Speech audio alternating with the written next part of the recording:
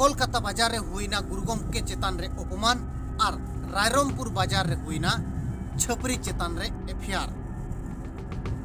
चेत उनको छपरी बुढ़ी चेतान रे हुई दाड़ेया कार्यानुष्ठान चे उनको कमुट चेतान रे हुई दाड़ेया कार्यानुष्ठान। जोहार सनाम को रमेश सरापे पे नेलिया हो संताड़ी न्यूज जहां लका आपे वायरल वीडियो पे नेलका गया तमाम न्यूज पे आंजम गया तो कोलकाता बाजार रे चक्रीजीवी संताड़ को माँ मोने गाँवता बनाव कते जाहिर गाड़ बेरेद कते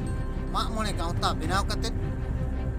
ओंडे जहां लका गुरु गोमके को अपमान के दिया तीनगान छपरी को ओना कुमुट्रिन तीनगान रिलेटिव हर छपरी को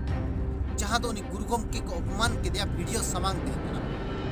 मेनखान दिसोम हर को भबिए तहे दो नुकु छपरी को के को अपमान कर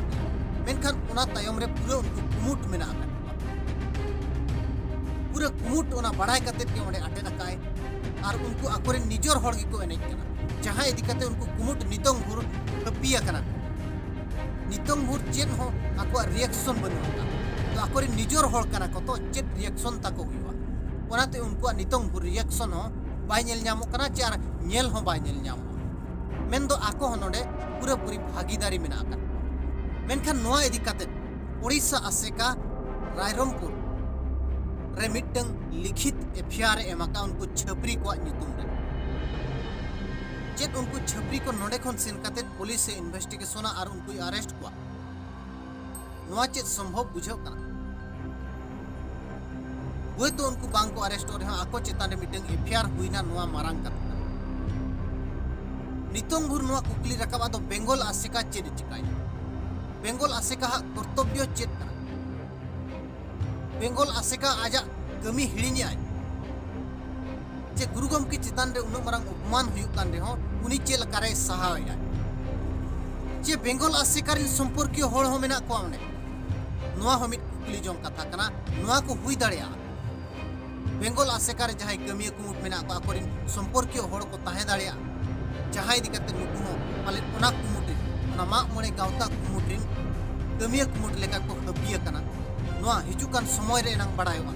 नोंकान एफआईआर करे अब नितोंग भुरु मंजेलका तो एटा स्टेट खन पुलिस सेन कते अरेस्ट कत को नोंका किछि पाई हो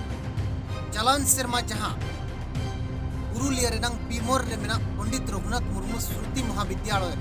जहां मिटंग कॉलेज कोड़ा गुरु गोमके स्टैचू सला जहां लका बेबड़ी के व्यवहार लिया उनी चेतान रे संगे संगे एफआईआर हुईना और उनी को अरेस्ट के दिया मेनखान उन घड़ी जहां लका और को उनी बड़ा विरोध रे को नेलन्यामेना गावता को जहां लका को नेलन्यामेना मेनखान नितोंग चेदा बांग को नेलन्याम कना नोआ मिटंग कुकली मारांग रकाब नुकु चेतान रे जहां रायरंगपुर आसेका रे एफआईआर हुईना नोआ को इदी कते आपे राय चेतान कना कमेंट कते जरूर एमो पे और नोआ को इदी कते चेत अपडेट हिजु कना नोआ अवश्य बड़ाय होचुना नावा नावा कथा नावा नावा हर सला गलमाराव खान सामांग ते हिजुना अवश्य हिजुकान समय रे नोआ नंग चेत अपडेट ताहन कना पूरा पूरी लैया बन तो अब हो संताड़ी न्यूज जदि फेसबुक रे पे नेले खान फॉलो का पे और यूट्यूब रे पे नेले खान सब्सक्राइब का पे।